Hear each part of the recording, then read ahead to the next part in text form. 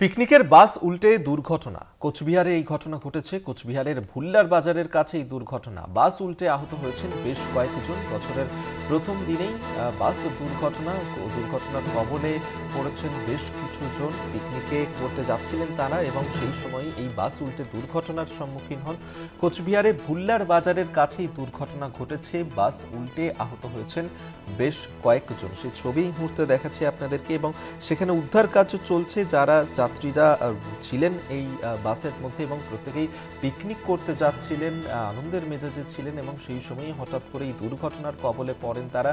হঠাৎ করেই উল্টে যায় বাস। কোচবিহারে ভুল্লার বাজারের কাছে এই দুর্ঘটনা ঘটেছে। হঠাৎ করেই বাস উল্টে যায়, আহত হয়েছেন বেশ কয়েকজন।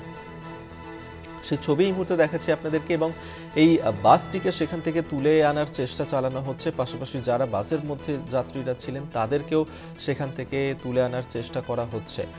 রবিউল হোসেন আমাদের সঙ্গে টেলিফোনে রয়েছেন, প্রতিনিধি বিস্তারিত জানবো। রবিউল, পিকনিক করতে যাওয়ার পথেই যেভাবে এই বাস দুর্ঘটনার সম্মুখীন হলেন তারা, যারা যাত্রীরা ছিলেন, কি অবস্থায় তারা রয়েছেন, তাদেরকে কি উদ্ধার করা সম্ভব হয়েছে? দেখো অভিক, তোমাকে জানিয়ে রাখি, একেবারে বর্ষবরণের প্রথম দিনে কিন্তু দুর্ঘটনা থেকে বাদ পড়লো না পিকনিকগামী যাত্রীদের বাস। একেবারেই সকাল সকাল এই বাস বোঝাই করে যখন তারা যাত্রীরা নতুন বছরের আনন্দ উপভোগ করার জন্য, 1 জানুয়ারিকে উপভোগ করার জন্য পিকনিকে যাচ্ছিলেন, ঠিক সেই সময় তাদের বাস কিন্তু উল্টে যায়। ঘটনাটি একেবারেই ঘটেছে কোচবিহার শহর লাগোয়া পুন্ডিবাড়ি মোয়ামারি এলাকার ভুল্লার বাজারের কাছে। একেবারে নয়নজুলিতে কিন্তু বাস পড়ে যায়। প্রাথমিকভাবে যেটা ধারণা করা হচ্ছে, একেবারেই গতকাল থেকে কিন্তু কোচবিহার সহ গোটা উত্তরবঙ্গে প্রবল শীত পড়েছে এবং কুয়াশা। এই কুয়াশার কারণে দৃশ্যমানতা কম থাকায় হয়তোবা ড্রাইভার রাস্তা ঠিক মতো দেখতে পায়নি, তার জন্য এই দুর্ঘটনা ঘটেছে। তবে তোমাকে জানিয়ে রাখি, দুর্ঘটনার পরেই কিছুক্ষণের মধ্যেই কিন্তু প্রাথমিকভাবে এলাকাবাসী যারা রয়েছেন তারাই কিন্তু উদ্ধার করতে চালান। তারাই কিন্তু বাসের ভেতর থেকে পিকনিকের যাত্রীদের সকলকে বের করে নিয়ে আসেন।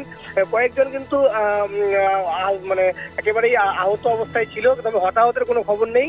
এবং যারা স্থানীয় যারা এলাকাবাসী রয়েছেন তারাই কিন্তু আহত ব্যক্তিদের একেবারেই চিকিৎসার জন্য কোচবিহার এমজেএন মেডিকেল কলেজ এবং হাসপাতালে নিয়ে আসে। আপাতত সেখানেই তাদের চিকিৎসা চলছে এবং অপরদিকে কিন্তু ঘটনাস্থলে পুলিশ পৌঁছে গিয়েছে এবং সেই বাসটিকে কিন্তু সেখান থেকে নয়নজুলি থেকে তোলার চেষ্টা করা হচ্ছে এবং প্রশাসন গোটা বিষয়টিকে কিন্তু নজর রাখছে। তবে একেবারেই বর্ষবরণের দিনে একেবারেই যখন সকলে নিজের বাড়ি থেকে অন্য কোথাও গিয়ে একটু অবসর যাপনের জন্য জায়গা খুঁজে নিচ্ছেন, ঠিক সেই সময় সকাল সকাল এমন ঘটনাতে কিন্তু কোচবিহারের আপামর যারা পর্যটন প্রেমী রয়েছে তাদের মধ্যে মনে একটা চিন্তার ভাঁজ তৈরি হয়েছে। অভিক, ধন্যবাদ তোমায়। রবিউল হোসেন আমাদের সঙ্গে টেলিফোনে ছিলেন।